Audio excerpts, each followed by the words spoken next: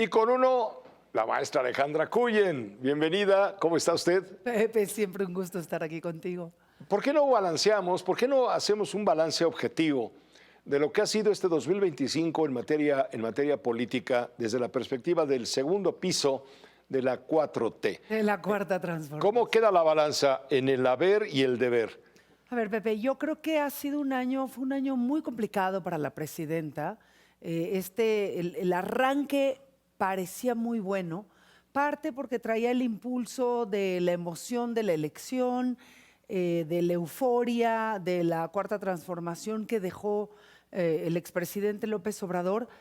Pero en la medida en que el año fue avanzando, el 2025, no el año, digamos, no el sexenio, se le fue complicando.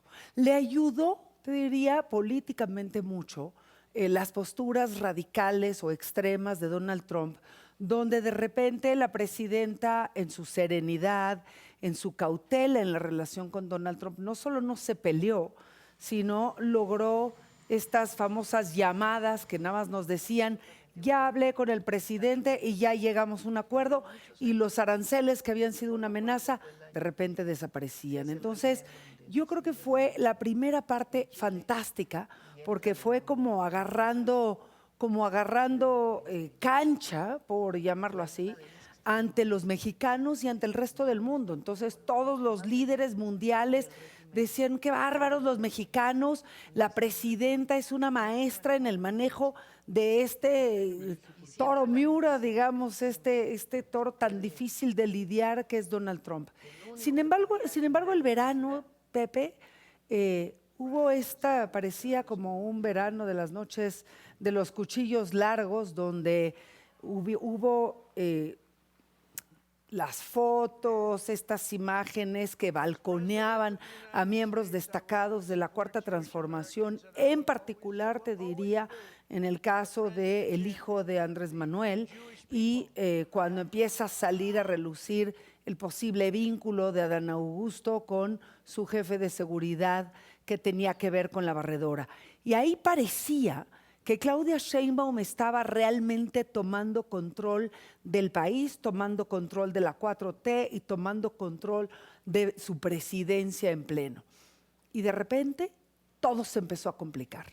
Yo te diría, el cierre del año creo que fue muy complejo para la presidenta, donde las cosas con Trump ya no estaban tan suaves. Trump empezó a presionar cada vez más, y donde además vino la famosa marcha de la generación Z, que fue rarísima, porque era una marcha de jóvenes, donde la manera como reaccionó el gobierno de la Ciudad de México fue como cuartelar al Zócalo capitalino con estas vallas brutales, donde no había más que una entrada, donde pusieron a los anarquistas a hacer sus desmanes, y donde parecía que socialmente se complicaba. Y te diría, en la lectura de los analistas se volvió muy difícil saber si realmente estos anarquistas existen o estos anarquistas eran implantados o plantados Un instrumento. por los radicales de Morena, que claramente no estaban contentos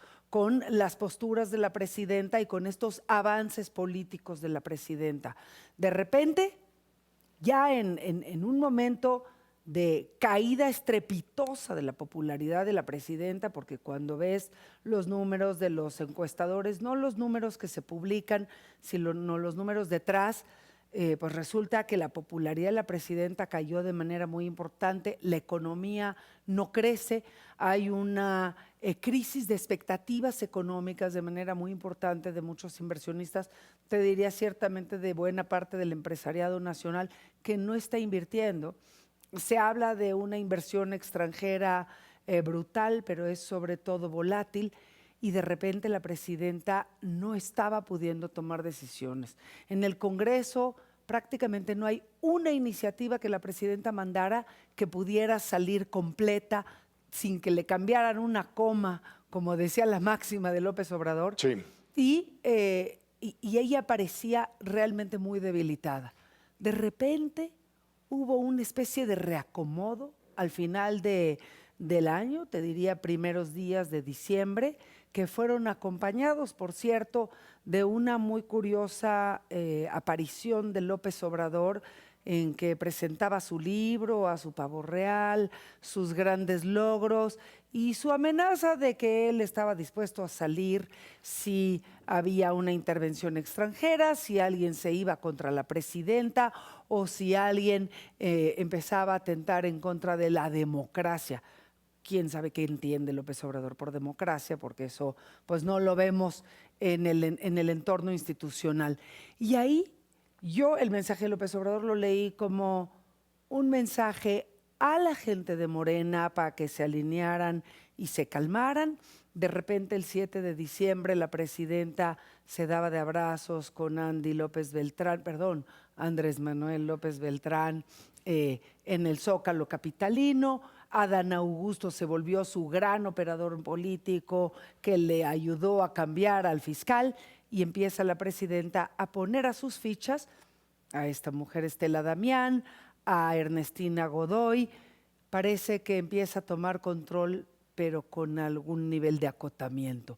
Todo esto en un entorno de una Suprema Corte prácticamente desaparecida, que no necesariamente está alineada con ella todavía, Pepe. La Suprema Corte de la Corte. Claroscuros, sí, te diría. Claroscuros, un año difícil claro, y con lo que tú mencionas nos queda perfectamente ubicado hacia trazos, a rasgos fuertes. Lo has hecho muy bien. Gracias, Alejandra. Es un breve resumen del año. Yo creo que lo que viene va a ser mucho más complicado, sobre todo porque viene la renegociación del TEMEC, esta nueva confrontación con China en la parte de aranceles y hasta dónde la economía va a reaccionar, que al final es factor clave sobre el bienestar popular, Pepe. Y todavía estamos esperando que aparezca la oposición, que sería en todo caso el único contrapeso al tremendo poder que ha adquirido, porque eso también es parte de todo el cuento, que ha adquirido la Cuarta Transformación en su segundo piso. Pues el PAN hace lo que puede y el PRI pues ya se cambió de color.